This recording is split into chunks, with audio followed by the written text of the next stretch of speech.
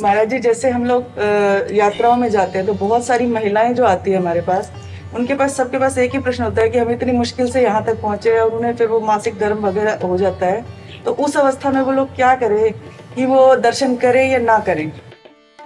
दर्शन करने का सौभाग्य तो नहीं छोड़ना चाहिए, क्योंकि मासिक धर्म एक शरीर की प्रक्रिया है जो प्रत्येक माताओं बहनों के शरीर में स्वाभाविक आती है, महीने में एक बार आती है।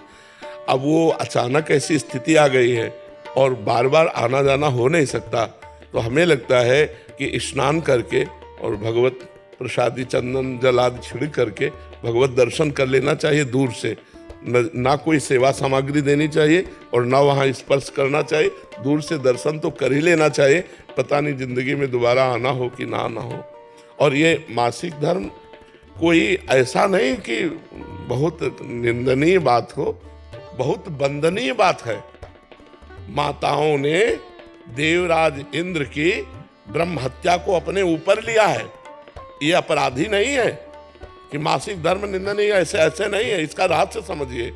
जो माताओं में मासिक धर्म होता है, देवराज इंद्र त्रिभुवन पति है और उनके द्वारा ब्रह्म हत्या बनी वृत्तासुर के मारने की, तो उस ब्रह्म हत्या को ब्रह्म ऋषियों ने विभाजित किया।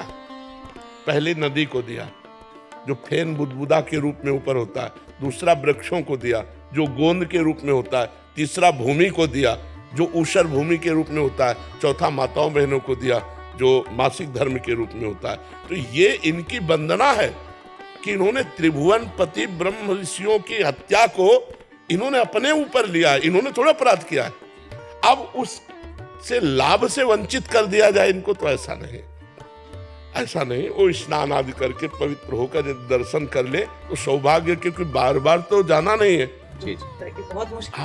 हाँ नहीं, हम इस बात में स्वीकृति कि आप कुछ भेंट नहीं दे सकती, आप कुछ छू नहीं सकते, लेकिन दूर से दर्शन करके अपना जीवन सौभाग्य तो संभाल सकते हैं। क्योंकि इतनी मेहनत करके किसी भी धाम में सबके पास इतनी अर्थ बाहुल्यता नहीं होती।